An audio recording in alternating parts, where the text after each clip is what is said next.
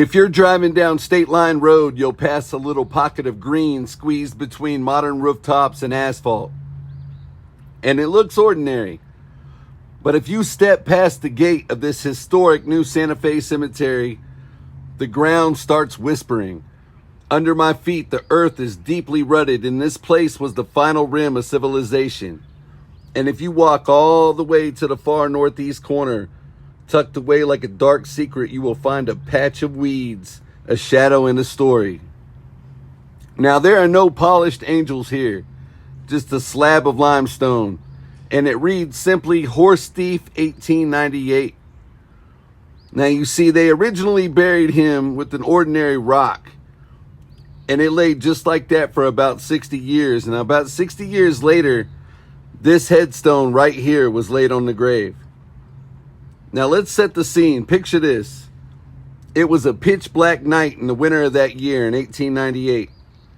An unknown man comes into town, and he has the intention of stealing a horse. He slips into the dark barn. His breathing is shallow, and his hands are shaking as he slices the leather reins of a prized mare. Now, in 1898, he isn't just stealing property, he's stealing survival. A horse out here was a man's tractor. It was his paycheck and his lifeline. But then suddenly a hoof strikes a floorboard, a dog barks, and the farmhouse lights flare up. And suddenly he's in the saddle, kicking the mare into a blind, desperate gallop through the timber. Behind him, lanterns cut through the trees like angry fireflies. A frontier posse is already mounted, fueled by a raw, red-hot fury. He pushes the horse hard, aiming for the dense, tangled labyrinth of the Little Blue River. But the mare is spent, chest heaving. He's slowing down, and suddenly he hears the brush snap. He turns around, and he's staring into the cold iron barrels of a dozen hunting rifles. There are no handcuffs, no slick lawyers. There was just a circle of men who tried and convicted him right there. And they drug him over to a massive oak tree on the bank, and they hung him.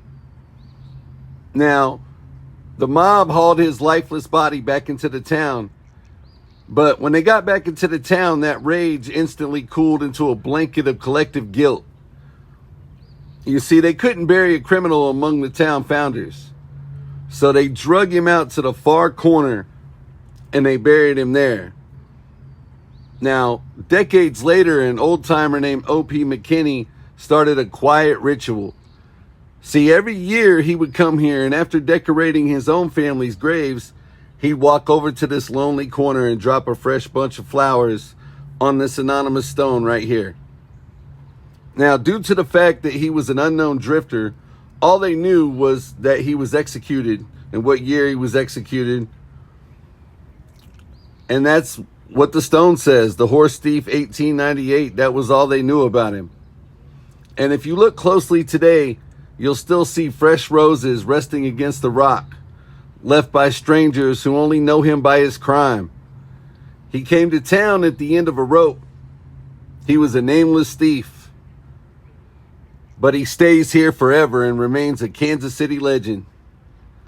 But this is Mack Malone, the KC journalist, reporting from the edge of the old frontier and the grave of the horse thief. Catch you on the next one. Love y'all. Peace. Let's go. Mack Malone, he's your KC journalist.